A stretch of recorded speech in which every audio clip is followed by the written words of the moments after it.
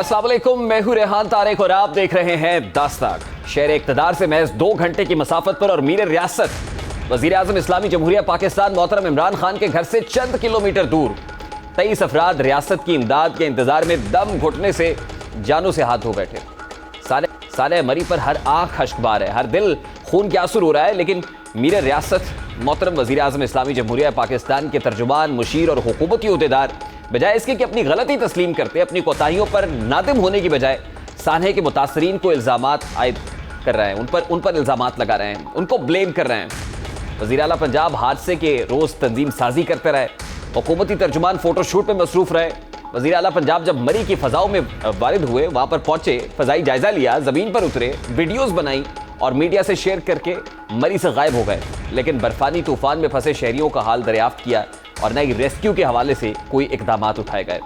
सबसे अहम बात, मीर रियासत, उनकी कैबिनेट, उनके तर्जुमान और हुकूमती बेंचेस से विक्टिम ब्लेमिंग का सिलसिला जारी। और ऐसा कोई पहली बार नहीं हुआ कि विक्टिम को ब्लेम किया जाए, बल्कि इससे पहले भी जो सानेहात हुए हैं उसमें विक्टिम ब्लेमिंग ही की गई है। एक ये डिमांड है कि जी प्राइम मिनिस्टर आए तो फिर हम लाशों को दफनाएंगे। जब सब डिमांड्स भी आपकी मान ली हैं तो ये डिमांड करना कि हम दफनाएंगे नहीं जब तक प्राइम मिनिस्टर आए ना, ये किसी भी मुल्क के प्राइम मिनिस्टर को इस तरह की ब्लैकमेल नहीं करते। आज खुद वज़ीर आज़म इस्लामी जमहूरिया पाकिस्तान इमरान खान ने साने मरी पर तर्जुमानों का इजलास बुलाया। साने मरी से मुताल्लिक इजलास को ब्रीफिंग में बताया गया कि मरी में 1,64,000 गाड़ियां दाखिल हुई। आज कौमी असम्बली के इजलास में वफाकी वज़ीर दाखिला फवाद चौधरी साहब ने यह बताया कि 1,64,000 गाड़ियां मरी में दाखिल हुई।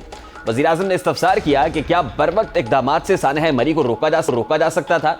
वज़ीर आज़म इमरान खान ने कहा कि सयाहत बढ़ गई है, इंफ्रास्ट्रक्चर कई दहाइयां पीछे है, नए होटल्स की तामीर के साथ पुराने स्ट्रक्चर को बेहतर करना लाजमी है। इमरान खान ने कहा कि बढ़ते हुए सयाहों को मयारी रिहाइश की फराहमी चैलेंज है।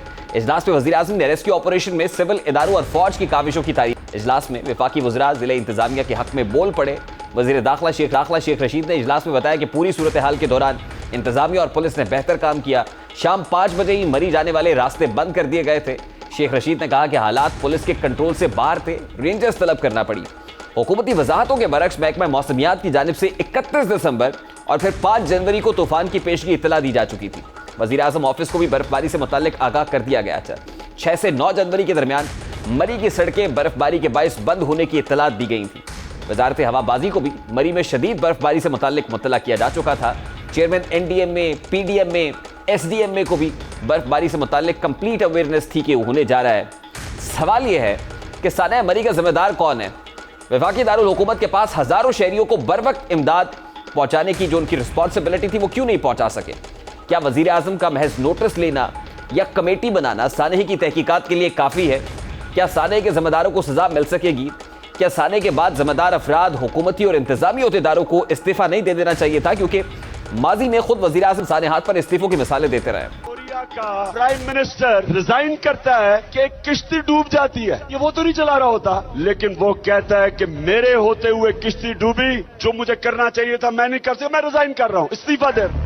मेरे ख्याल में रेलवे के वजीर को रिजाइन करना चाहिए। कहीं भी दुनिया के अंदर जो आप कहीं कोई रेल का एक्सीडेंट होता है, वजीर रिजाइन करता है। रिजाइन जब तक वो नहीं करता, इंक्वायरी नीचे उसके नीचे इंक्वायरी नहीं सही हो सकती, और ये पहली दफा नहीं हुआ। कभी साउथ कोरिया की एग्जाम्पल्स दी जाती रही हैं, कभी ट्रेन हादसों की मिसालें दी जाती रही हैं।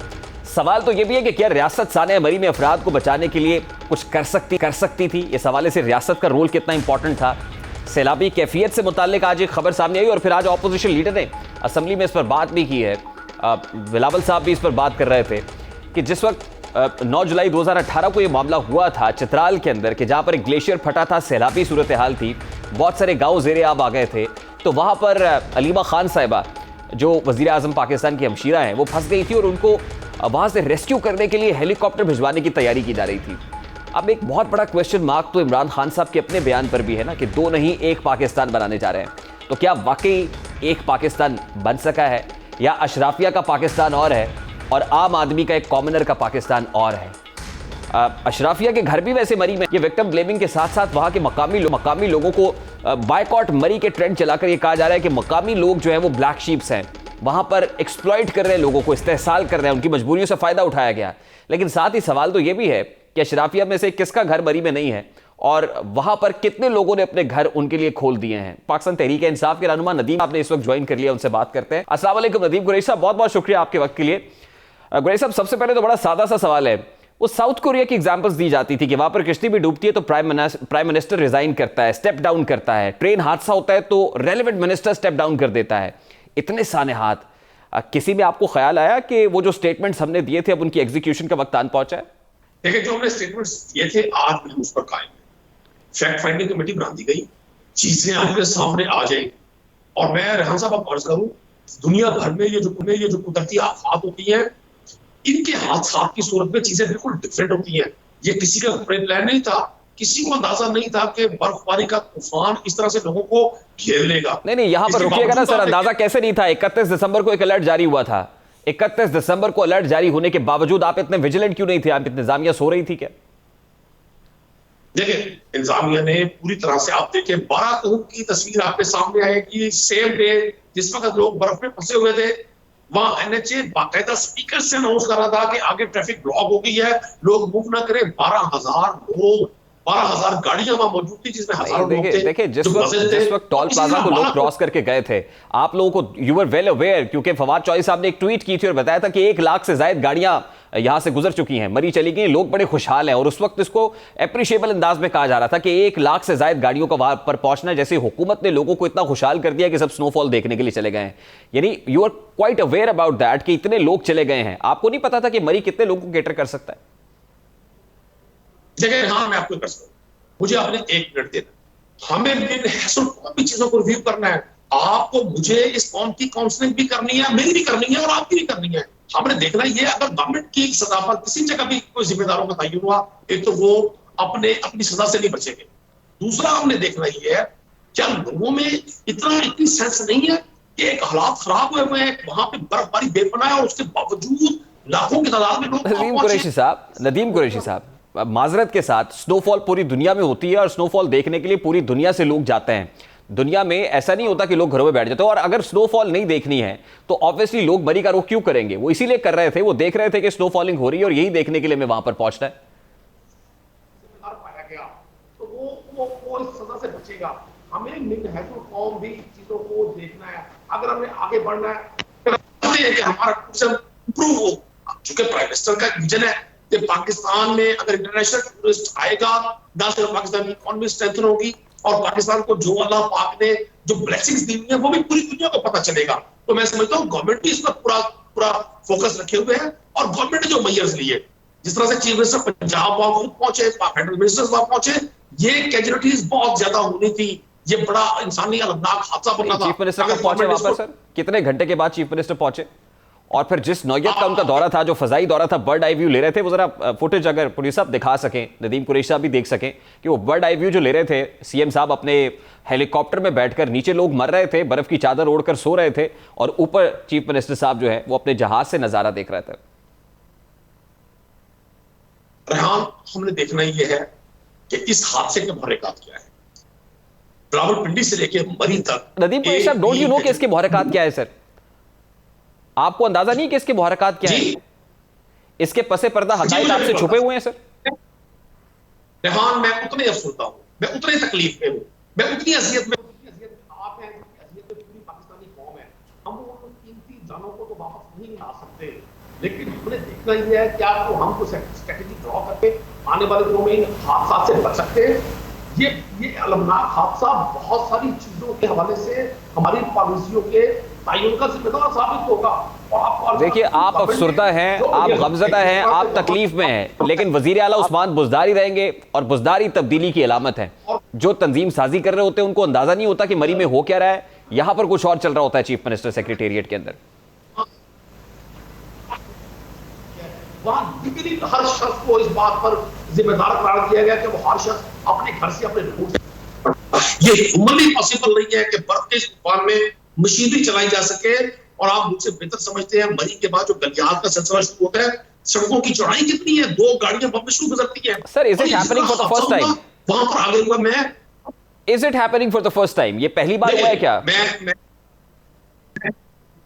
मैं समझता हूं हमें बतौर हुकूमत, जब प्राइम मिनिस्टर ऑफ पाकिस्तान ने इस पे इजहार अफसोस किया और तस्लीम किया कि किसी ना किसी जगह यकीनन एडमिनिस्ट्रेटिव फॉल्ट है, तो फिर हमने देखना यह है कि हुकूमत उन लोगों को नहीं रह देगी, लोगों को नहीं बचाएगी, ना उन लोगों को कोई सपोर्ट मिलेगी किसी भी नौयत की।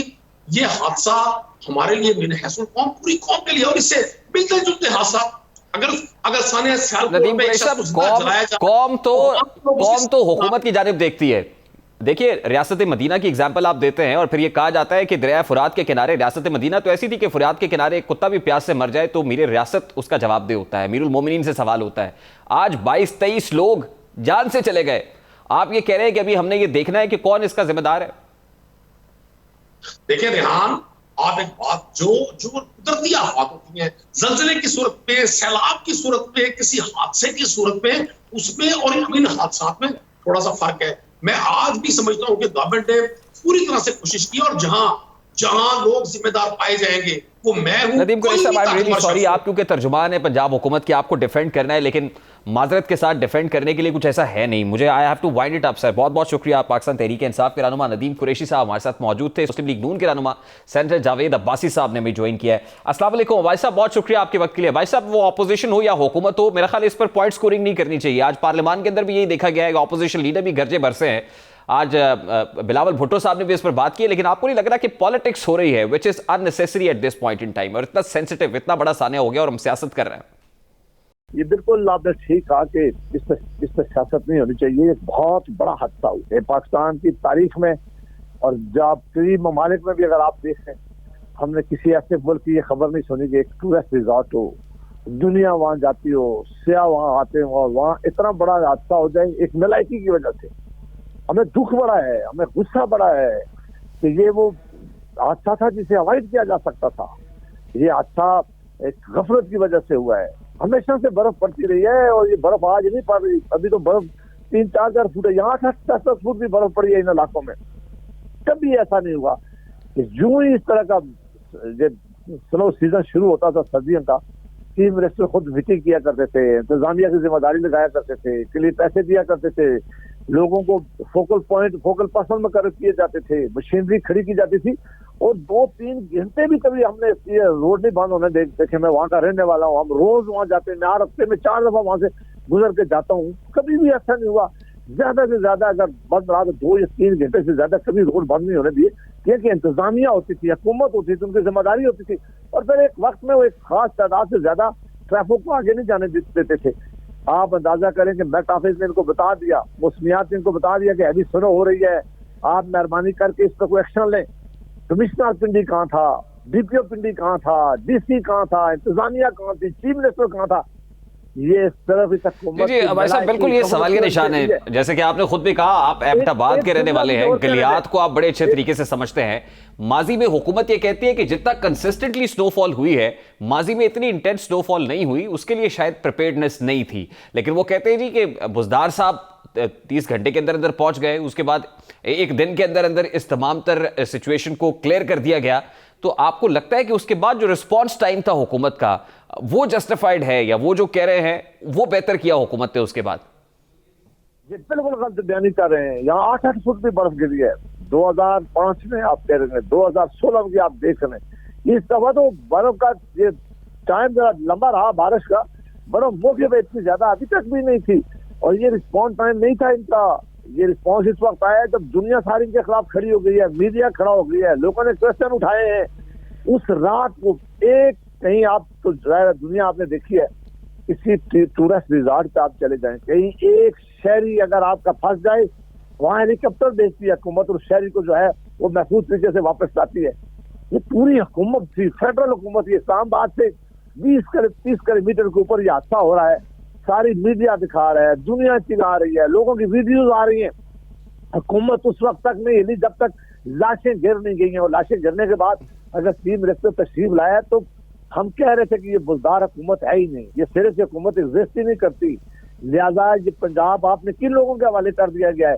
इमरान खान कहते थे कि ये वसीम अकरम प्लस है, ये वसीम अकरम प्लस की तुम्हें आपने देखिए मसला क्या है कि इस वक्त हुकूमत सिरे से है ही नहीं है, कोई इंतजाम नहीं है। अच्छा भाई साहब, एक बड़ा इंपॉर्टेंट मामला है, देखिए कमेटी कॉन्स्टिट्यूट की गई। जुमला कहने दें जी, जब मियां शहबाज शरीफ साहब चीफ मिनिस्टर हुआ करते थे, आप देखेंगे बर्फ को अलावा अगर एक हादसा होता था, किस तरह वो खुद पहुंच के इंतजामिया को खड़े करके उससे पूछते थे कि इसकी जिम्मेदारी किसकी है।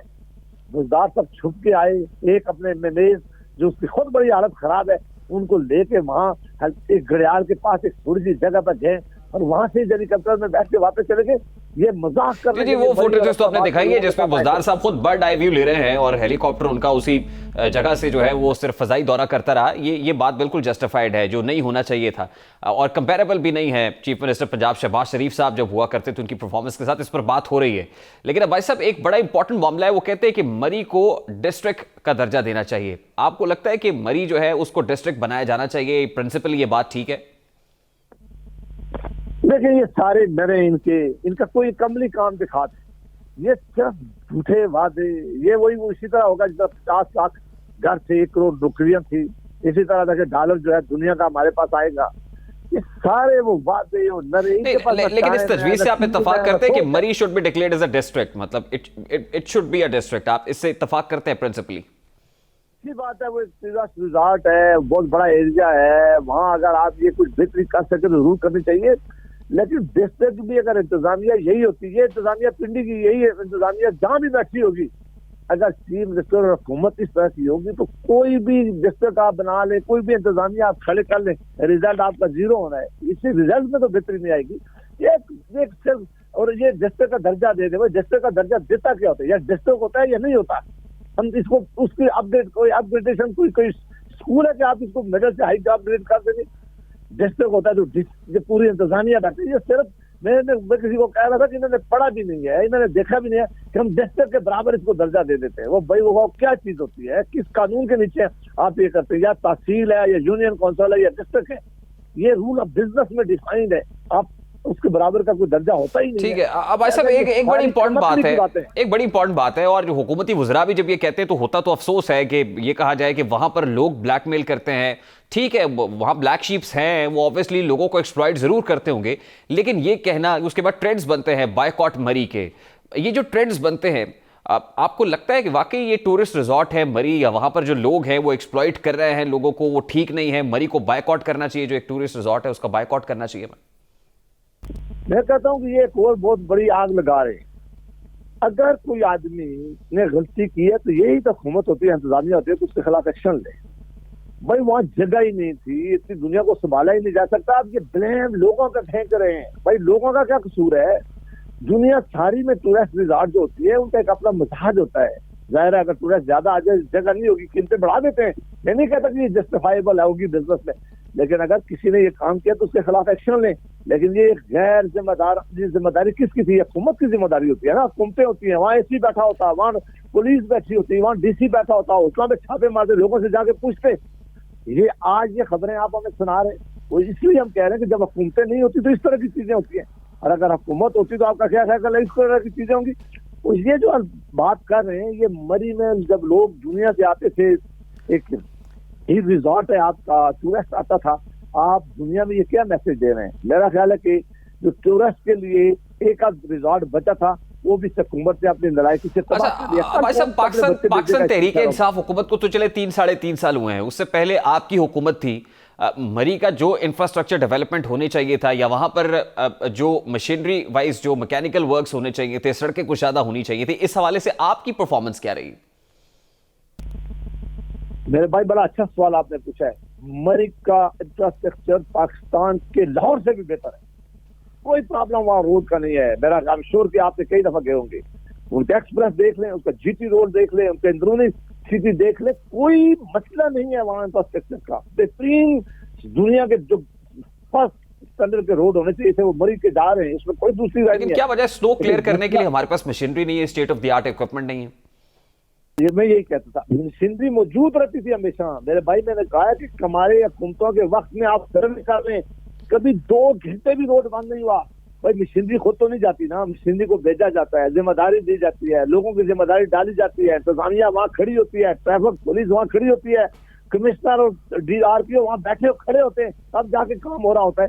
जब जिस सूबे का चीफ मिनिस्टर सोया हो, उसके मिनिस्टर सोए हो, उसका प्राइम मिनिस्टर बेहस हो, जिसकी कैबिनेट बेहस हो, उसके ये आलम होता है। मशीनरी अपने तौर पर दी जाती। ये जिम्मेदारी हुकूमत की थी। इन्होंने एक मीटिंग नहीं की। आज जब पूछेंगे आपने एक मीटिंग की है, हमेशा CM मीटिंग किया करता था, CM इंतजामिया को बिठाता था, वो हजारा की इंतजामिया या इस्लामाबाद की इंतजामिया से भी उनके आपस में मुलाकात होती थी कि हम रोड को किस तरह इकट्ठा मिलकर इसको काम करेंगे। यहाँ हुकूमत नाम की कोई चीज नहीं है, एक दफा नहीं बैठे, एक मीटिंग नहीं हुई है। नेट ऑफिस आज चिल्ला चिल्ला के कह रहा है कि हमने इनको वार्निंग की थी, उस वार्निंग के बावजूद भी इन्होंने कोई। बहुत बहुत शुक्रिया। पाकिस्तान मुस्लिम लीग नून के रहनुमा सेनेटर जावेद अब्बासी हमारे साथ मौजूद थे। अभी एक ब्रेक लेंगे और ब्रेक के बाद जब वापस आएंगे, सुप्रीम कोर्ट बार एसोसिएशन ने एक पिटीशन तैयार कर ली है और इस पिटीशन की बेसिस पर क्या नवाज शरीफ की सजा मुअत्तल हो सकेगी, बड़ा इंपॉर्टेंट मैटर है। इस मैटर को उठाएंगे इस ब्रेक के बाद हमारे साथ।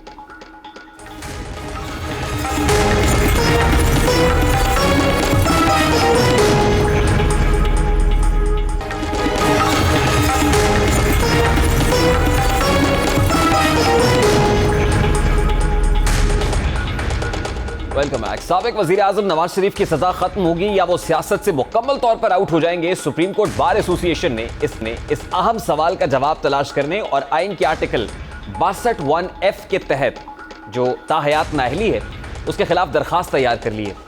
बार एसोसिएशन दरखास्त जल्द सुप्रीम कोर्ट में भी दायर की। सुप्रीम कोर्ट बार एसोसिएशन ने दरखास्त में मौक़िफ़ इख्तियार किया है कि किसी भी उम्मीदवार को ताहयात नाअहल करार देना बुनियादी हुकूक की खिलाफ वर्जी है। सुप्रीम कोर्ट बल्दियाती इंतखाबात में करार दे चुकी है कि मुंतखब नुमाइंदों को आवाम से दूर नहीं रखा जा सकता। गलती करने वालों को नजर-ए-सानी और माफ़ी का हक ना देना इस्लामी तालीमात के भी खिलाफ है। दरखास्त में साबिक वज़ीर आज़म नवाज शरीफ और इमरान खान के मुकदमात का हवाला दिया गया है। सुप्रीम कोर्ट बार ने दरखास्त में वफाकी हुकूमत को फरीक बनाया और इस्तदा की है कि अज खुद नोटिस और सुप्रीम कोर्ट के खुसूसी इख्तियारात से मुताल्लिक मुकदमात में अपील का हक दिया जाए।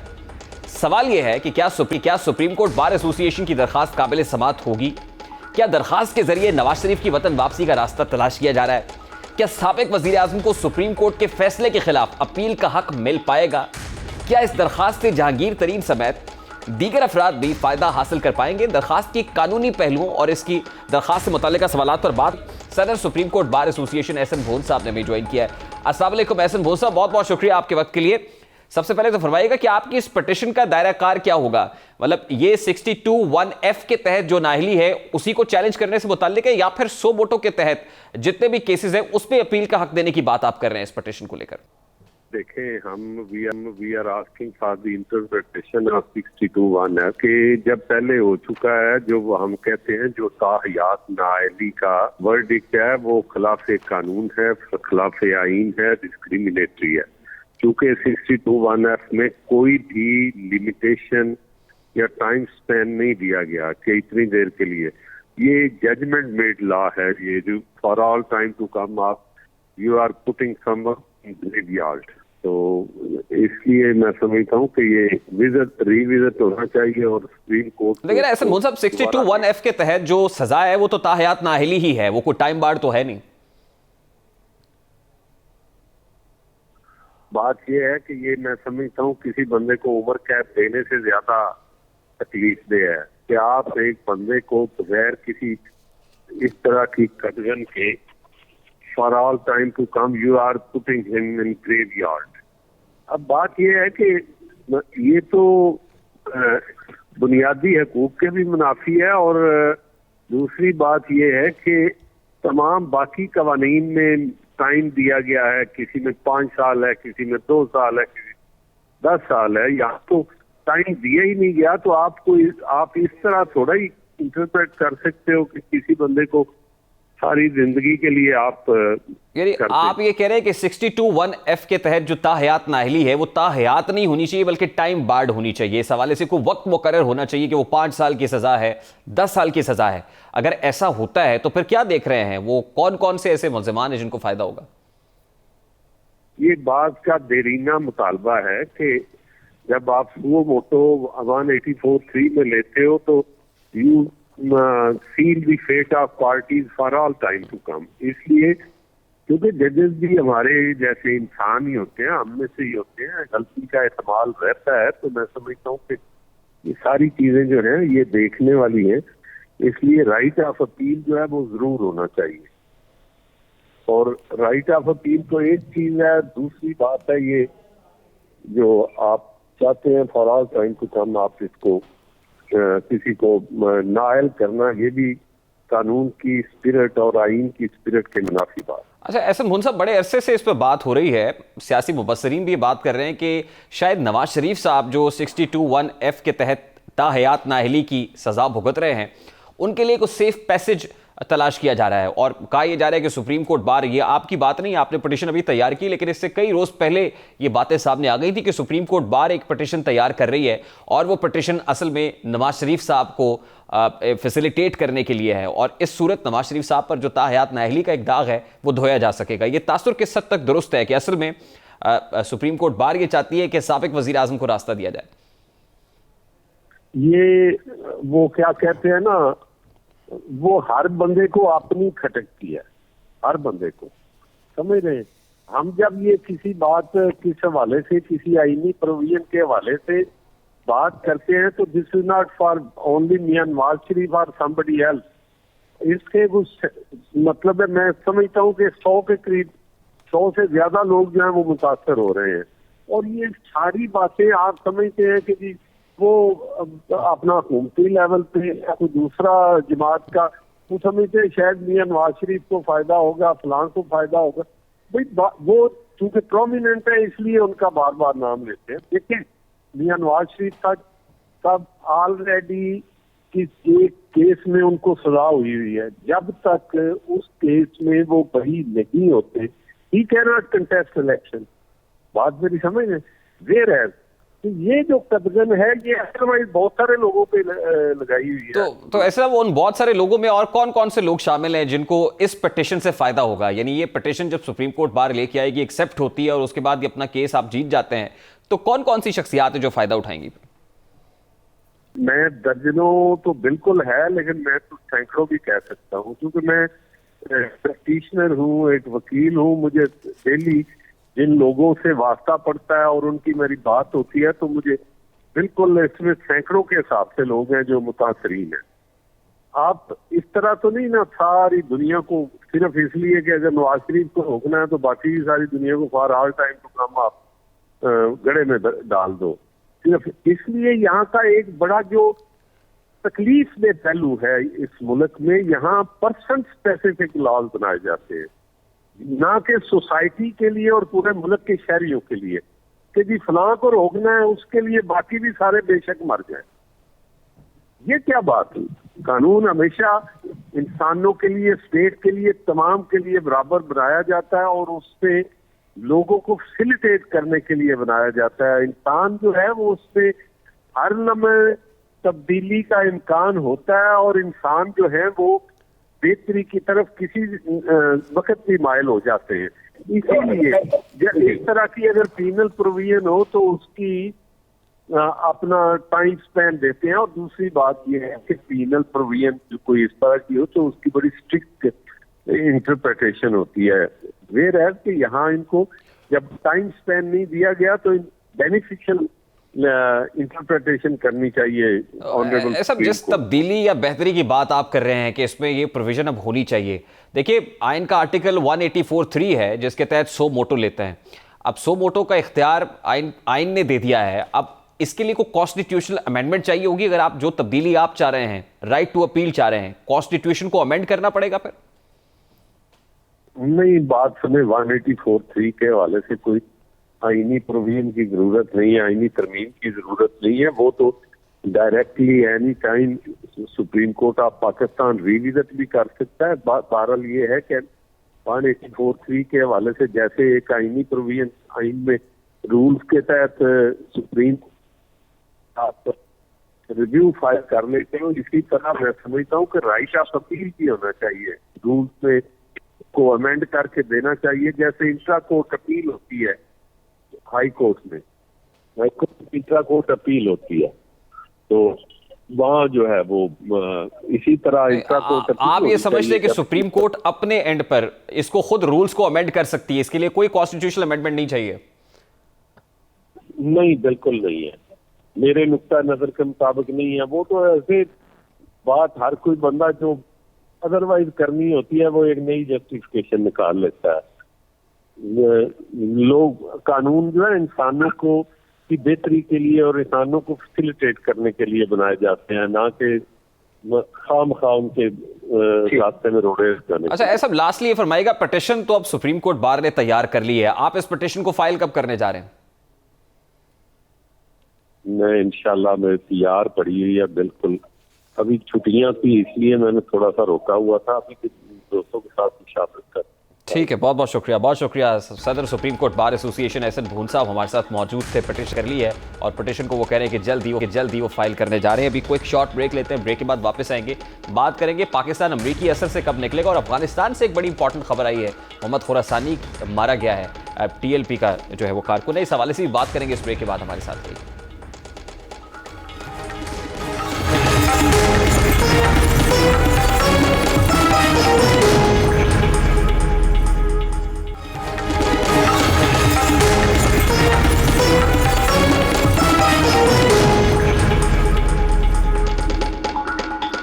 Welcome back. पाकिस्तान के हवाले से अब से कुछ देर पहले अफगानिस्तान से एक बड़ी खबर सामने आई है। रिपोर्ट्स के मुताबिक पाकिस्तान को इंतहाई मतलूब दहशतगर्द मोहम्मद खुरासानी अफगानिस्तान के सूबे नंगरहार में मारा गया है।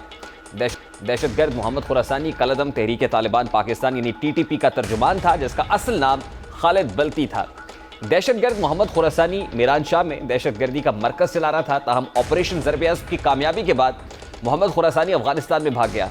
मोहम्मद खुरासानी शाहिदुल्लाह शाहिद के बाद कलदम TTP का तर्जुमान बना। रिपोर्ट्स के मुताबिक दहशतगर्द मोहम्मद खुरासानी पाकिस्तान के अवाम और सिक्योरिटी फोर्सेस पर हमलों में मुलव्वस था। दहशतगर्द मोहम्मद खुरासानी कलदम TTP के मुख्तलिफ धड़ों को मुत्तहिद करने में मसरूफ था। मोहम्मद खुरासानी पाकिस्तान के खिलाफ दहशतगर्दाना कार्रवाइयों की प्लानिंग कर रहा था। एक ब्रेन था पीछे, इस हवाले से प्लानिंग हो रही थी, मास्टरमाइंड था। मोहम्मद खुरासानी सरबराह कलदम TTP मोहम्मद मुफ्ती नूर वली महसूद से मिलकर प्लानिंग कर रहा था और दहशतगर्द मोहम्मद खुरासानी ने हाल ही में पाकिस्तान के अंदर मुख्तलिफ कार्रवाइयों का इशारा भी दिया था। अमेरिका के अफगानिस्तान से इनखला और तालिबान के इक़्तिदार संभालने के बाद यकीनन पाकिस्तान के लिए एक बड़ी खबर है, जो अफगानिस्तान के हवाले से पाकिस्तान के मुस्तकबिल के ताल्लुकात के लिए इंतहाई अहम है। जहाँ पाक अफगान ताल्लुकात अहम हैं, वहीं पर अमेरिका से पाकिस्तान के ताल्लुकात पर भी सवालात उठ रहे हैं। जहाँ मुशीर कौमी सलामती डॉक्टर मोईद यूसुफ के मुताबिक पाकिस्तान की खारजा पॉलिसी अमरीकी असर से आज़ाद नहीं है।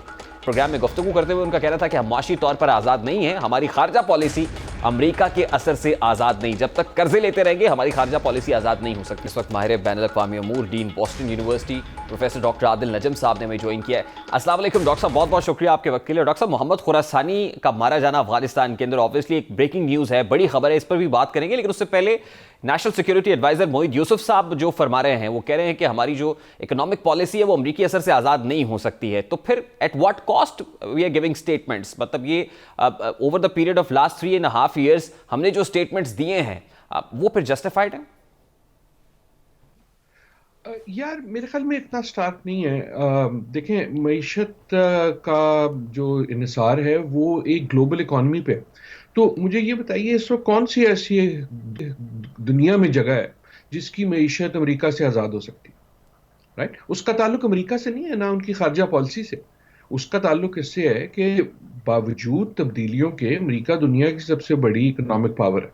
सो आपके ख्याल में वेनेजुएला हो सकता है, भारत हो सकता है, चीन हो सकता है। मुझे ये बताइए, चीन क्या इस वक्त अमेरिका की इकोनॉमिक इन्फ्लुएंस से निकल सकता है? बिल्कुल नहीं निकल सकता। हालांकि चीन अमेरिका का सबसे बड़ा जो है लोन होल्डर है, लेकिन अगर अमेरिका में चीन की चीज़ें खरीदनी छोड़ देंगे तो चीन की चीज़ें जाएंगी कहाँ? सो कहने का मकसद ये है कि क्योंकि वो इतनी बड़ी इकोनॉमी है, तो उससे निकलना किसी के लिए भी जो है ये सोचना कि हम आज़ाद हो जाएंगे, ये मेरे ख्याल में अभी तक हम उस फ्रेमवर्क में हैं जो कोल्ड वॉर का था, कि आप अगर एक टीम में होगे तो दूसरे से कुट्टी कर दोगे। जब आप था ना सोवियत यूनियन वर्सेस US, तो उसमें जब आप एक टीम पुग लेते थे तो उसका मतलब ये होता था कि दूसरे से आपने बात भी नहीं करनी, कभी देखना भी नहीं है उसे। ये ग्लोबलाइज दुनिया वैसी नहीं है मेरे ख्याल में, वो ये कह रहे हैं। जो आपकी दूसरी बात है वो पाकिस्तान के लिए बड़ी ज़रूरी है और वो हमें सीखनी होगी, वो अमेरिका नहीं सीखेगा, हमें सीखनी होगी। वो ये है कि किसी के साथ ताल्लुक रखने का मतलब ये नहीं है कि उसके दुश्मनों को अपना दुश्मन बना लो। ताल्लुक रखने के, देखिए ना, मैं जाता हूँ परचून की दुकान से, मैं जो हूँ कोई मिठाई की दुकान से बर्फी लेके आता हूँ, इसका ये मतलब तो नहीं है कि अगर मैंने एक दुकान से बर्फी ले ली है तो अब मैं किसी और दुकान से, हर दूसरी दुकान से मैं दुश्मनी मोल लूँ।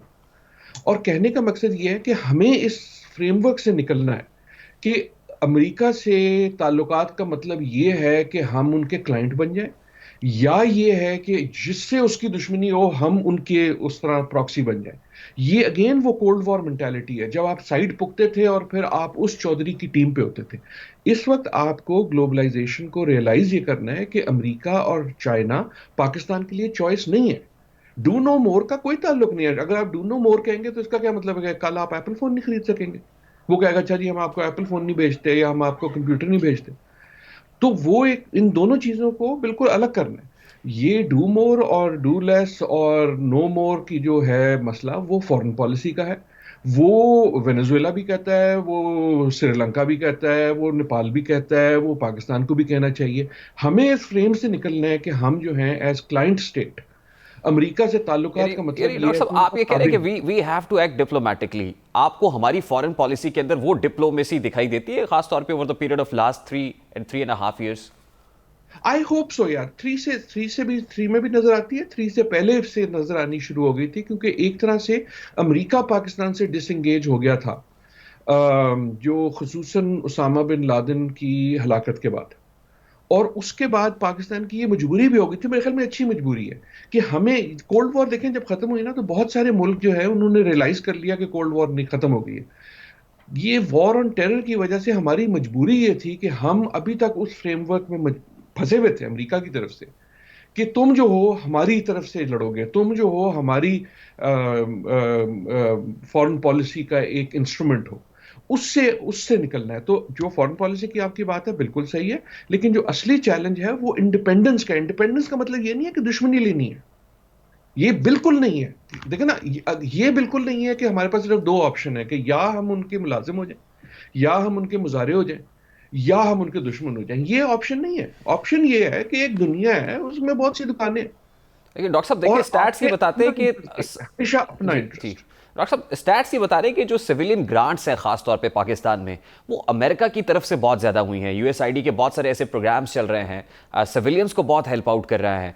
मतलब इस सब के बावजूद, और फिर जब हम थोड़ा सा ब्रॉडर स्पेक्ट्रम में देखते हैं तो हमारा जो आईएमएफ का प्रोग्राम है, हमारे एक तरफ कर्जे हैं, दूसरी तरफ आईएमएफ के प्रोग्राम के अंदर हम हैं, फिर उसके अंदर कुछ डिलेइंग टैक्टिक्स आती हैं, कुछ कंडीशंस इस वक्त बड़ी स्ट्रिक्ट हैं। तो आपको लग रहा है कि अल्टीमेटली अगर हमारा अमेरिका के साथ जो ताल्लुक रहा है, डिप्लोमेटिकली शायद हम उस तरह से अच्छा बिहेव नहीं कर सके, कुछ स्टेटमेंट्स के अंदर कुछ स्टेटमेंट्स हमारे सख्त थे तो शायद दूसरी तरफ बुरे भी लगे, तो उसके बाद आपको लग रहा है कि जब मईशत हमारी उसके असर में रहेगी, जैसे कि आप भी फरमा रहे हैं, तो उसमें कोई ईज ऑफ होने के चांसेस, कोई फ्लेक्सिबिलिटी आने वाले दिनों में दिखाई देगी, क्योंकि कॉमनर ऑब्वियसली अफेक्ट होता है। यार आई होप सो फ्लेक्सिबिलिटी, लेकिन अमेरिका से नहीं आएगी फ्लेक्सिबिलिटी, आपकी इकोनॉमी से आएगी। ये जो आपका सवाल है बड़ा अहम है। देखिए ना, अगर आप अमेरिका के कहते हैं या किसी भी मुल्क के इकोनॉमिक असर में, तो उससे उसका रिस्पांस क्या है? या तो रिस्पांस ये है कि अच्छा यार वो चौधरी है, मैं मुजारा हूं, मैं तो बेचारा कुछ कर ही नहीं सकता, वो माई बाप है, सो वो अगर एड दे देगा या आईएमएफ को कह देगा तो हो जाएगा। एक ही ऑप्शन है, ठीक है। मेरे ख्याल में ये ऑप्शन आज की दुनिया के लिए भी ठीक नहीं है, पहले भी ठीक नहीं था। दूसरा ऑप्शन ये है कि फिर आप कहें कि अच्छा यार मैं अपनी इकोनॉमी में ऐसा क्या करूंगा जिससे मैं आजाद हो जाऊं। लेकिन आईएमएफ इसलिए नहीं है कि अमेरिका आप पे प्रेशर दे रहा है, आईएमएफ इसलिए भी है कि हमारी अपने मसाइल ऐसे हैं ना। अगर आपको आईएमएफ के पास जाना ही नहीं पड़ेगा, अगर आपकी अपनी इकोनॉमी तगड़ी होती है, अगर आप और मैं ठीक होते, हमारी इकोनॉमी में इन वो होता, किसी किस्म का डायनामिज्म होता ज्यादा, तो फिर आईएमएफ का मसला इतना बड़ा मसला ना बनता। क्यों क्यों ऐसा है कि आईएमएफ के जरिए या एफएटीएफ के जरिए हमें ये लगता है कि हम पे प्रेशर डाला जाता है? इसलिए डाला जाता है कि आप कमजोर हैं। तो उसका हल क्या है? या तो ये एक हल ये है कि आप उस प्रेशर को बर्दाश्त कर लें, मजबूरी में करना पड़ता है, लेकिन उसका लॉन्ग टर्म हल तो सिर्फ एक है ना, सिर्फ एक है, और वो ये है कि आप अपने आप को इतना मुस्तहकम करें कि आईएमएफ आपके लिए इंपॉर्टेंट है। यार ये बड़ी अजीब चीज है रेहान, मुझे अब तो ये भी नहीं याद कि आपने और मैंने कितनी बार बात की आईएमएफ पे। ये नॉर्मल नहीं है, ये नेचुरल नहीं है। आम मुल्कों को हर वक्त आईएमएफ आईएमएफ नहीं करना चाहिए। यानी अल्टीमेटली डॉक्टर साहब we need to get some fiscal discipline into our economy, जो आप कह रहे हैं कि प्राइमरीली हमें हमारी इकोनॉमी के अंदर फिस्कल डिसिप्लिन लाना पड़ेगा, जिसके बाद हम आईएमएफ के साथ अपनी कंडीशंस पर भी बात कर सकेंगे। डॉक्टर साहब देखें, ये जो जियो इकोनॉमिक्स की सारे लोग बात करते हैं, कई बार मुझे लगता है जियो इकोनॉमिक्स बिल्कुल सही आंसर है फर्स्ट ऑफ ऑल मेरे ख्याल में, लेकिन इसका ये मतलब नहीं है कि हम सिर्फ अपनी इकोनॉमी जो है वो उस पर ट्रेड शेड करेंगे। इसका मतलब ये है कि आपकी स्ट्रेटेजिक स्ट्रेंथ आपकी इकोनॉमी से आए। देखो ना, आपकी एक स्ट्रेटेजिक स्ट्रेंथ आती थी बंदूकों से, टैंकों से, जहाजों से। उसी तरह जिस तरह आपकी एक स्ट्रेटेजिक स्ट्रेंथ जो है, उसका एक और मंबा जो है वो आपकी इकोनॉमी होनी चाहिए। अगर आप कोई ऐसी चीज दुनिया को बेचते हैं तो दुनिया आपकी इज्जत करेगी, क्योंकि उनको जरूरत है। देखो ना, वो तेल वालों की क्यों इज्जत होती है, जैसी भी इज्जत होती है नहीं होती, लेकिन क्यों सुनी जाती है? इसलिए कि उनके पास तेल है। इसका मतलब क्या है? इसका मतलब ये नहीं है कि तेल इंपॉर्टेंट है, इसका ये मतलब है कि उनके पास कोई ऐसी चीज है जिसकी दुनिया को जरूरत है। ठीक है। अब डॉक्टर साहब एक और इम्पोर्टेंट जी क्वेश्चन जी डॉक्टर साहब, एक और इंपॉर्टेंट डेवलपमेंट आज ये हुई है कि अफगानिस्तान में टीएलपी का मोहम्मद खुरासानी मारा गया है। मतलब आपने देखा कि टीएलपी के साथ हमने इंगेज करने की कोशिश की, सीज फायर हुआ, लेकिन उसके बाद वो उसकी मियाद भी ख़त्म हो गई, जिसके बाद टेंशन्स तो हैं। मोहम्मद खुरासानी का उस तरफ वेस्टर्न बॉर्डर पर ये मारा जाना, आपको लग रहा है कि ये अल्टीमेटली को बाउंस बैक करेगा? टीएलपी की तरफ से कोई कार्रवाइयाँ होंगी पाकिस्तान में? किस तरह से देख रहे हैं इन टेंशन्स को?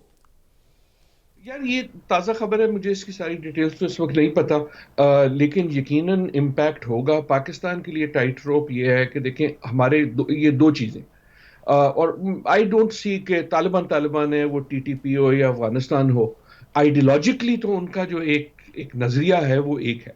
फ़र्क ये है कि एक वो तालिबान है जो एक हमसाए मुल्क में इस वक्त हुकूमत को कंट्रोल करते हैं। वो अच्छे लगने बुरे लगने की बात नहीं है, लेकिन इस वक्त हमारा एक हमसाया मुल्क है, उस हमसाया मुल्क का नाम है अफगानिस्तान, और उस अफगानिस्तान पे एक हुकूमत फंक्शनल है, उसको आप तस्लीम करें या ना करें, या कंट्रोल एक फंक्शनल है जो तालिबान का। पहले जब गनी साहब का था तब भी वो कोई हमारे दोस्त नहीं थे, और वो जो ताल्लुकात हैं वो दो ममालिक के दरमियान के हैं जो पिछले 70-75 साल से कशीदा हैं, और मुझे नहीं लगता कि सिर्फ तालिबान के आने से या ना आने से उसमें कोई बड़ी कोई तब्दीली आ जाएगी। दूसरी चीज ये है कि एक तहरीक है जिसका उनसे ताल्लुक हो या ना हो, जो ये कहती है कि हम पाकिस्तान के अंदर एक आइडियोलॉजिकल चेंज लाना चाहते हैं और हम वो वायलेंस से लाएंगे। इन दो चीजों से हमें डिफरेंटली डील करना है, और वो जो है वो पाकिस्तान के लिए एक एग्जिस्टेंशियल मसला इसलिए है कि अगर कोई भी ग्रोह ऐसा है जो किसी भी दुनिया के इलाके में है, जो पाकिस्तान को अपना हदफ समझता है, अपना दुश्मन समझता है, या उसमें वो वायलेंट चेंज लाना चाहता है, तो उससे डील करना विद इन पाकिस्तान का एक इंटरनल सिक्योरिटी चैलेंज है, एंड विदाउट पाकिस्तान एक फॉरेन पॉलिसी चैलेंज है। सो ये जो मेरे ख्याल में टेंशन है जो इस खबर से भी बढ़ सकती है, वो यकीनन अहम है, और इस खबर के बगैर भी इस वक्त पाकिस्तान के लिए बहुत अहम एक स्ट्रेटेजिक और सिक्योरिटी क्वेश्चन। अच्छा डॉक्टर साहब, लास्टली आपकी गुफ्तगू से जो टेक अवे है वो ये है कि they are not good and bad, they are Taliban है, उनको उसी तरह से ट्रीट करना चाहिए। फिर ड्यूरेंट लाइन के ऊपर हमने देखा कि वहाँ पर कुछ टेंशन्स रहीं, फिर तालिबान की तरफ से रिसेंटली कुछ स्टेटमेंट्स ऐसे आए जिससे हैरानी भी हुई कि ये वही तालिबान है जिनके पाकिस्तान के साथ एक बड़े अच्छे मरासिम की बातें होती हैं। तो आप ये कह रहे हैं कि these tensions are not going to come down, they will go on, ये बढ़ेंगी अभी आने वाले दिनों में? यार, ये बढ़ेंगी, और देखिए मेरे ख्याल में ये सोचना कि तालिबान जो हैं वो किसी तरह प्रो पाकिस्तान होंगे, मेरे ख्याल में गलत है। मैं ये नहीं डिनाई कर रहा, देखिए एक हिस्ट्री है तालिबान की क्रिएशन की, तालिबान की सपोर्ट की, लेकिन उस हिस्ट्री को ये अज्यूम कर लेना कि उसकी वजह से वो जो है वो करेंगे जो पाकिस्तान कहेगा, ये that has never been true. जब उनकी पिछली हुकूमत थी तो कौन सी ड्यूरेंट लाइन मान ली गई थी? कौन सी अफगानिस्तान गवर्नमेंट आई है 1947 से लेकर अब तक जिसने ड्यूरेंट लाइन मान ली? ना बादशाहों ने मानी थी, ना कम्युनिस्ट ने मानी थी, ना उसके बाद तालिबान ने मानी थी, ना वो जो अमेरिकन सपोर्ट गवर्नमेंट थी उसने मानी थी, ना इन्होंने मानी थी। सो कहने का मकसद, मैं जो डिफरेंशिएट कर रहा हूँ वो ये कर रहा हूँ कि हमारे जो ताल्लुकात अफगानिस्तान से होने चाहिए। देखिए, मैं बड़ी केयरफुली लफ्ज इस्तेमाल कर रहा हूँ, मैं बारी बारी लफ्ज इस्तेमाल कर रहा हूँ, तालिबान नहीं, अफगानिस्तान।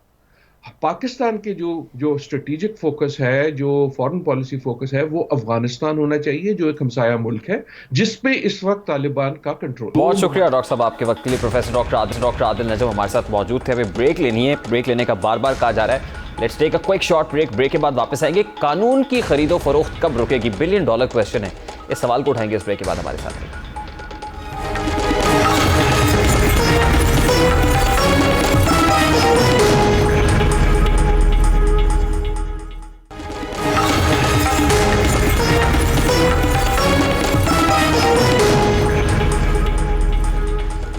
Welcome back. आज पाकिस्तान में एक बार फिर जिसकी लाठी उसकी भैंस की अमली तस्वीर देखने को मिली। आज फिर कानून दौलत के हाथों फरोख्त होते देखा। आज फिर इंसानियत शर्मसार हुई, आज फिर ताकत जीती, आज एक बार फिर पैसे के सामने सर झुक गया। 10 बरस बाद आज फिर एक माँ के जख्म ताज़ा हुए हैं, आज एक बार फिर एक बाप की आंखों में आंसू आ गए हैं। आज से 10 बरस कबल का मंजर आपके सामने रखते हैं। दुल्हन बनी एक लड़की, दुल्हन को छेड़ता वडेरे का नौकर, नौकर की बदतमीजी पर अपनी बहन की हिफाजत करता शाहजेब, शाहजेब की बदतमीजी पर उसे मौत के घाट उतारता वडेरे का बेटा, टीवी पर अपने जवान और इकलौते बेटे की मौत पर इंसाफ मांगता साबिक डीएसपी पुलिस और औरंगजेब खान। पाकिस्तान के सबसे बड़े शहर कराची में रोजाना ऐसी कितनी कहानियां जन्म लेती हैं और अपनी मौत आप मर जाती हैं। नया क्या है इस कहानी में? बस एक आम सी कत्ल की वारदात ही तो है, जिसे समझने के लिए ना तो कोई होशियारी दरकार है, ना ही पजल के टुकड़े जोड़कर सिरा तलाश करने की जरूरत है। तो फिर ग्रीनिच यूनिवर्सिटी में मीडिया साइंसेस पढ़ने वाले 20 साला शाहजेब के जिस्म में उतरने वाली गोलियां हमारे कानून, निज़ाम इंसाफ और हम सब के लिए आज 10 बरस बाद भी अहम क्यों हैं? क्या शहर कराची ने कभी इससे पहले जवान लाशों को कांधा नहीं दिया? आज एक बार फिर इस कत्ल की गूंज सुनाई दे रही है। शायद हम इस कत्ल को भूल जाते, शायद सजा के बाद कानून पर एतमाद कायम रहता अगर जेल में कैद शाहरुख जतोई कराची में आजादाना घूमते हुए नजर न आता। दिसंबर 2012 में बहन को तंग करने से मना करने पर शाहजेब नामी नौजवान को कत्ल करने वाले मुजरिम शाहरुख जतोई, जो कि अदालती कागजात में जेल में सजा काट रहे हैं, मगर हकीकत में शहर कैद में ये नौजवान शाहाना जिंदगी गुजार रहा है। शाहजेब खान कत्ल के मरकजी मुजरिम शाहरुख जतोई से मुताल्लिक यह इंकशाफ सामने आया है कि मुजरिम कई माह से सेंट्रल जेल कराची की बजाय एक निजी अस्पताल में रह रहा है। अस्पताल शाहरुख जतोई के खानदान ने किराए पर हासिल कर रखा है। मुजरिम को महकमा दाखिला सिंध के हुक्म पर जेल से निजी अस्पताल मुंतकिल किया गया था, जहां वो अब शाहाना जिंदगी गुजार रहा है। शाहरुख जतोई की जेल से निजी अस्पताल मुंतकिली के पीछे सिंध की आला शख्सियत का हाथ है।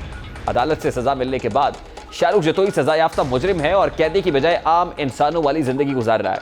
ते पर पुरतायुश बेड है, आरामदेह सोफे हैं, फ्रिज, एसी समेत दीगर सहूलियात मौजूद थी। सवाल यह है कि शाहरुख जतोई को कमर दर्द पर निजी अस्पताल क्यों मुंतकिल किया गया? जेल का तयशुदा तरीकाकार किसके कहने पर तब्दील हुआ? मुतल्लिका इदारों की मंजूरी के बगैर कई माह तक मुजरिम जेल से बाहर क्यों रहा? क्या महकमा दाखिला और महकमा सेहत शाहरुख की मौजूदगी से लाइल्म थे? ये पहला मौका तो नहीं है कि शाहरुख जतोई ने पैसे के बलबूते पर कानून को खरीद लिया हो। इस केस का जायजा लिया जाए तो कत्ल का वाकया साल 2012 में 25 दिसंबर को कराची के इलाके डिफेंस में पेश आया। दरख्शा थाने की हुदूद में वाक़ इलाके एक 20 साला रिहायशी शाहजेब अपनी बहन की शादी से घर वापस आ रहा था कि घर के करीब पड़ोस में रहने वाले कुछ लोगों ने शाहजेब की मौजूदगी में उसकी दूसरी बहन पर फिक्रे कसे, जिस पर तल्ख कलामी हुई और बात यहां तक बढ़ी कि शाहरुख के साथियों सिराज तालपुर, गुलाब मुर्जा लाशारी और सज्जाद तालपुर की जानिब से होने वाली फायरिंग में शाहजेब अपनी जान से हाथ धो बैठा। और उसके बाद इस केस के अंदर कई राइज एंड फॉल्स आते हैं, कई उतार चढ़ाव, कई ऐसे मोड़ आते हैं जिसमें यह साबित होता है कि हाँ, हमारे यहाँ भी उसकी भैंस और दो नहीं एक पाकिस्तान का नारा महज नारा है। यहाँ पर एक ही पाकिस्तान और वो पाकिस्तान सिर्फ और सिर्फ अशराफिया का पाकिस्तान है। प्रोग्राम का वक्त अपने इख्तिताम को पहुंचा है। आपसे मुलाकात होगी इंशाल्लाह। कल अपना रखिए और ख्याल। अल्लाह हाफ़िज़।